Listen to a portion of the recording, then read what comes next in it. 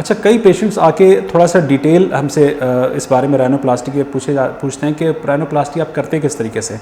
देखें, जब भी राइनोप्लास्टी का पेशेंट आता है तो सबसे पहले जो पेशेंट का अपना कंसर्न होता है वो सुनते हैं कि पेशेंट ख़ुद क्या फ़ील कर रहा है। कई दफ़ा पेशेंट ऐसे आते हैं कि जिनमें बहुत माइनर वो बहुत कम या बहुत ही बारीक कोई नाक में किसी में फ़र्क होता है, मगर वो ओवर कॉन्शियस होते हैं इस बारे में। इस टाइप के पेशेंट भी होते हैं। और कई पेशेंट ऐसे होते हैं जिनमें ग्रॉस डिफॉर्मिटी होती है कि आपको बिल्कुल अपरेंटली लग रहा होता है कि नाक आपका ठीक नहीं है या टेढ़ा है, या चेहरे के लिहाज से नाक बड़ी है, या चेहरे के लिहाज से नाक में ऑल्ट्रेशन हैं, तो वो उसको कुछ ना कुछ करने की ज़रूरत है।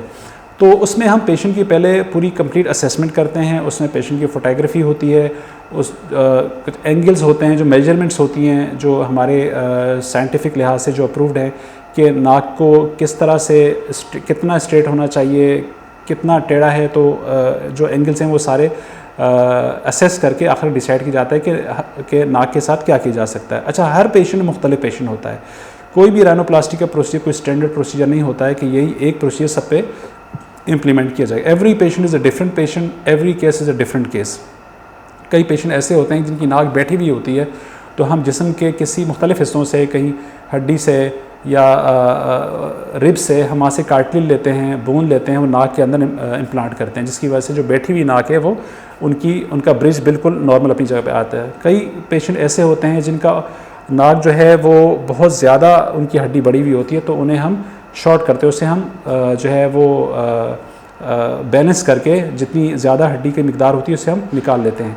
कई पेशेंट ऐसे होते हैं कि जिनका नाक आगे से फैला हुआ होता है, वो समझते हैं कि हमारा नाक जो है वो चेहरे के लिहाज से काफ़ी फैला हुआ लग रहा है, तो उसके अंदर उसके मुताबिक हम नाक को जितना उसको प्रॉपरली एक स्क्वीज़ करके एक शेप दी जा सकती है वो हम करते हैं। हर पेशेंट के नाक के मुख्तलिफ मसाइल्स हैं और हर पेशेंट का एक डिफरेंट इशू है, तो हर पेशेंट को डिफरेंट तरीके से डील किया जाता है ताकि जो रिक्वायर्ड बेहतरीन रिज़ल्ट्स लिए जा सकते हैं वो उसमें हमें मिलें। जो राइनोप्लास्टी का प्रोसीजर होता है उसमें जो नॉर्मल सर्जिकल टेस्ट होते हैं हम पहले वो परफॉर्म करते हैं। राइनोप्लास्टी के प्रोसीजर तकरीबन 2 से 3 घंटे का हो सकता है और इससे ज़्यादा देर का भी हो सकता है। प्रोसीजर होने के बाद नाक पे बैंडेजेस और मुख्तलिफ़ चीज़ें जो लगी हुई होती हैं जो हम 1-2 दिन में निकाल लेते हैं।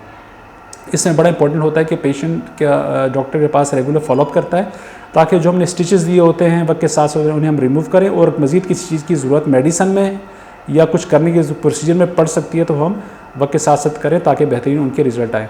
माशाल्लाह जितने पेशेंट हमारे पास यहाँ पे आते हैं, स्पेशली मेरे पास पेशेंट अफ़गानिस्तान से भी आते हैं, आउट ऑफ कंट्री से भी, तो वो यहाँ बहुत इंटरेस्टेड होते हैं कि वो राइनोप्लास्टी यहाँ से करवा के जाएँ, और माशाल्लाह we have good number of patient with very good feedback. Thank you.